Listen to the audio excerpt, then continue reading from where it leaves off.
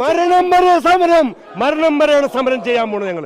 ഈ മക്കളുടെ ദുഃഖം ദുരിതം കണ്ടില്ലെങ്കിൽ എന്ത് നീതിയാണ് ഇവിടെ നടത്തി വെക്കുന്നത്? എന്ത് നീതിക്ക് വേണ്ടിയാണ് മനുഷ്യൻ ജീവിക്കേണ്ടത്? എന്ത് ജീവിതമാണ് ഞങ്ങൾക്ക് തന്നത്? ഈ സർക്കാർ ഞങ്ങൾക്ക് തന്ന ജീവിതം എന്താണ് മോളെ? ഇത് കണ്ടില്ലടാ ഞങ്ങളുടെയൊക്കെ ദുഃഖവും ദുരിതങ്ങളൊക്കെ. കിടക്കാൻ മണ്ണില്ലാതെ മണ്ണിന് വേണ്ടി സമരം ചെയ്യുന്ന ഒരു ജനതയാണ് ഞങ്ങള്. ഞങ്ങൾക്ക് തിരിച്ച് തന്നെ പറ്റുള്ളൂ. ഞങ്ങളുടെ സൗകര്യാവശ്യത്തിന് പുനഃസ്ഥാപിക്കണം തന്നെ പറ്റുള്ളൂ. അംഗീകരിക്കല്ലോ ഞങ്ങൾ ഞങ്ങൾ ഇനി എത്ര കാലടക്കണതിന് പുറകെ നിങ്ങൾ എപ്പോ തുടങ്ങി തീർക്കും? ഈ കമ്മീഷൻ എപ്പോ തീർക്കും? അത് പറ, ഉറപ്പ് പറ. ഞങ്ങൾ ഇന്ന് ഒരാഴ്ചക്കുള്ളിൽ തീർക്കോ അല്ലെങ്കിൽ ഒരു മാസം കൊണ്ട് തീർക്കോ? അത് പറ അവര്. അല്ലാതെ കമ്മീഷൻ വെച്ചാൽ എങ്ങനെ ശരി? 3 മാസത്തിനകം റിപ്പോർട്ട് നൽകുമെന്നാണ് ഇപ്പോൾ സർക്കാർ പറയുന്നത്. അവർ ഉറപ്പ് പറയട്ടെ, 3 മാസം ഉറപ്പ് പറയട്ടെ. ഞങ്ങൾ അതിനൊന്ന് ആലോചിക്കാം. 3 മാസം ഉറപ്പ് പറയട്ടെ. ആർക്കും വഖഫ് നോട്ടീസ് കൊടുക്കരുതെന്നും യോഗത്തിൽ നിർദ്ദേശിച്ചിട്ടുണ്ട്.